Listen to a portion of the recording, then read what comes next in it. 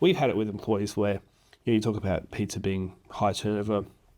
The gardening market is high turnover too. We're deeply connected to the landscape and gardening market through here, and more landscaping than garden maintenance. But yeah, it's especially through COVID. Everyone gets an extra $1 and they're gone.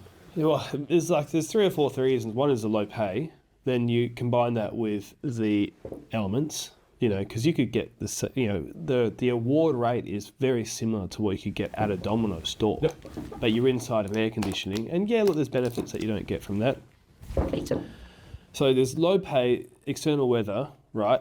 And then you add unpredictable hours, because projects, whether it's landscaping, whatever, go faster or slower depending on the season or whatever, right? And then all of that, I think the final thing is that a lot of people have gardening as this idea of like, oh, I'm pruning some roses every now and then. I might mow a lawn or two. And we've had people work for us where they come to us and they're like, oh, we're really, they see that we do higher end stuff. And so they're like, sweet, cool, no worries. But it's like, the higher end stuff is difficult too. It's just, it's all physical. It's all hard work. So you get those 4 things together and people leave and they go, you can go, I remember actually we put us on, there's a Facebook group called Lawn Mowing Contractors Australia. I think it gets referred to on AusLF a fair bit when people go in there to ask about how much should I charge for this?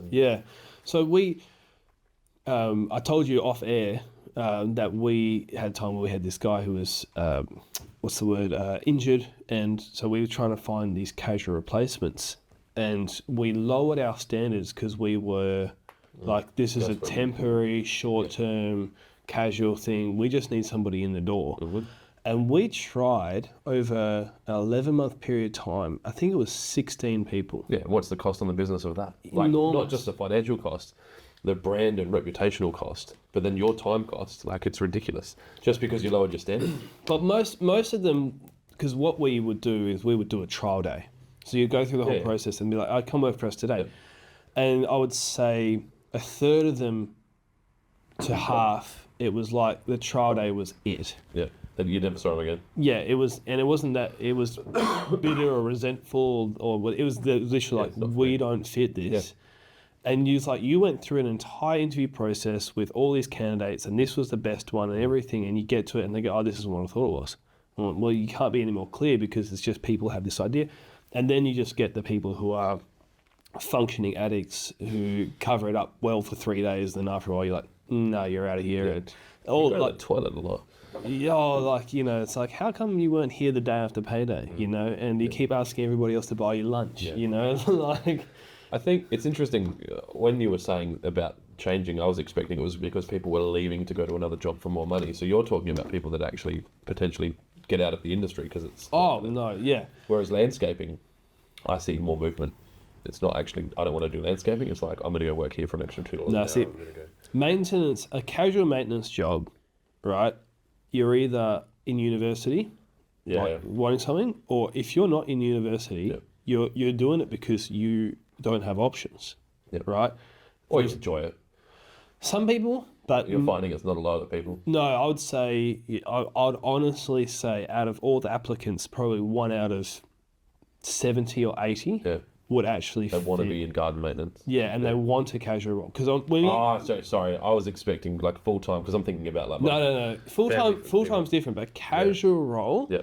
It's people who they need work. Yep. And that we had this guy who was on sort of this, we don't really know when he's going to come back, so we can't hire somebody permanent, part-time. It was like, this is a genuine casual, we don't know how long it's going to be for.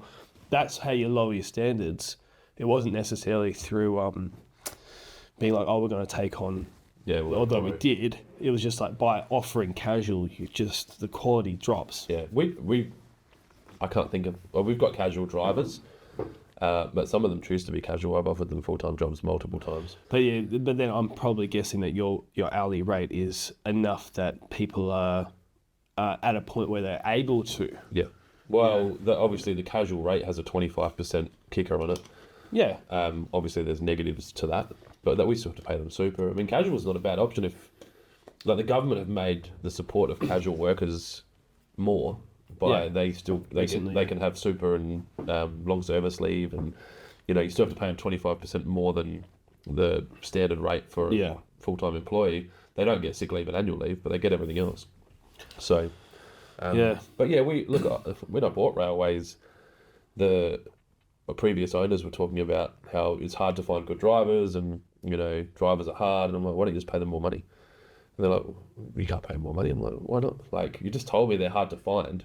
Then that's another way of That's saying it's supply and valuable. demand. It's exactly the same thing. Yeah. And so for the guys there that were great, like elite, they get paid more. Yeah. And like, of the full timers that took over, that came when we bought, so we bought that business 4.75 years ago.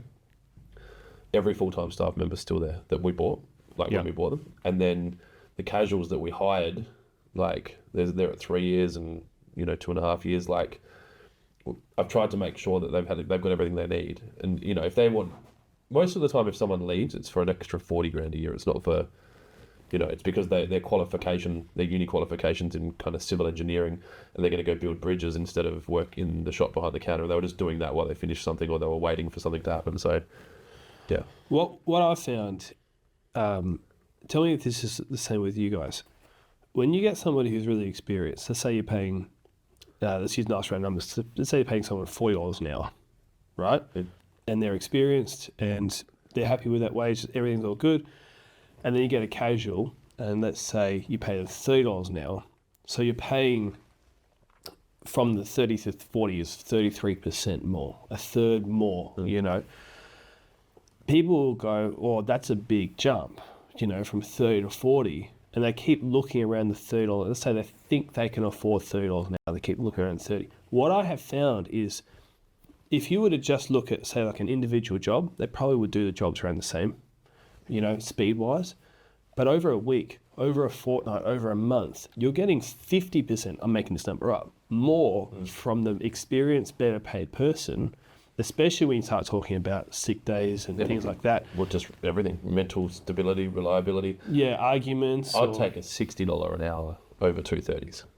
Right. Right? And that's... So that's a 100% increase. I mean, my best people are getting paid probably double than the rest.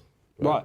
But their output is so much... Well, in your world, you could measure the output on time, job finished or whatever. But, in the sales world, you think about, like, what the value is of a salesperson that can go out and bring in $100,000 jobs. Yeah. Right? Can you do that? No.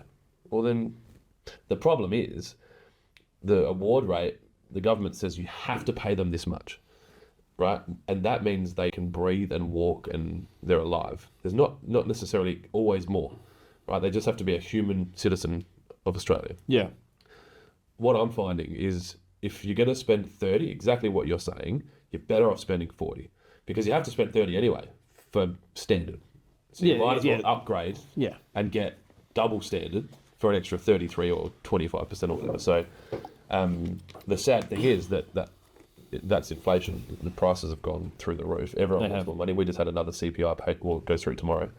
So there's a CPI pay rise that goes through tomorrow.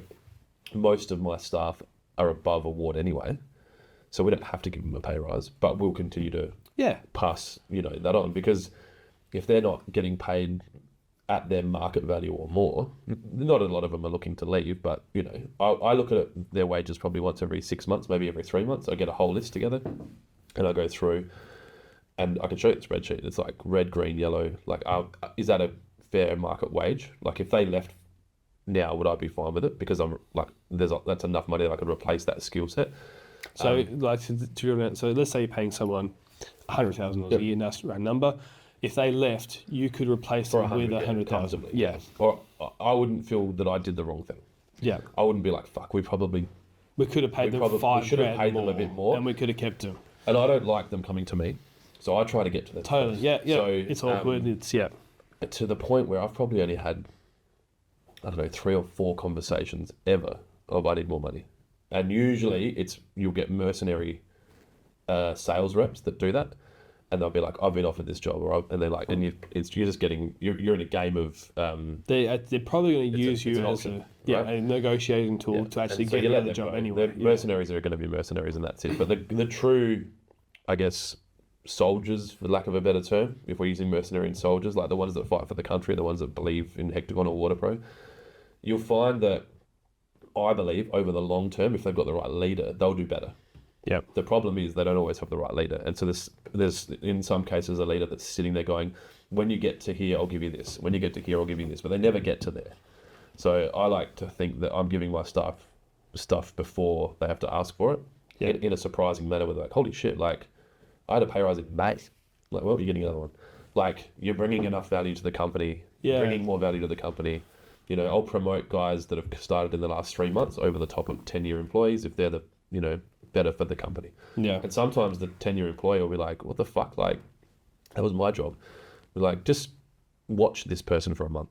You tell me if you still think it's your job after a month. And then usually they'll come back and go, okay, yeah, I get it. Like, they're operating at a different level. And I'm like, watch them. You'll come to that level. Like, use it as a positive, not a negative. Like, we're gonna, if we get to $100 million a year or 250, there'll be 400 or 500 jobs. There's going to be plenty of good jobs for you. I think one of the weaknesses that a lot of small businesses have is firing people. I've always said that some people are really good as independents. That's what suits them. Some people, and probably most, are better as employees. There are a fraction of people where franchises are really successful. Doesn't matter the industry. Sometimes that's the best route for your personality type and the giftings you have. We've had a bunch of people over the years say that gyms has been great for them, and so that's why we're really proud to have them on board. Believe it or not, the fees per month, they're usually about $700 to $800 a month, which realistically is what a lot of people, independents, are spending on their marketing, their advertising, their administration anyway.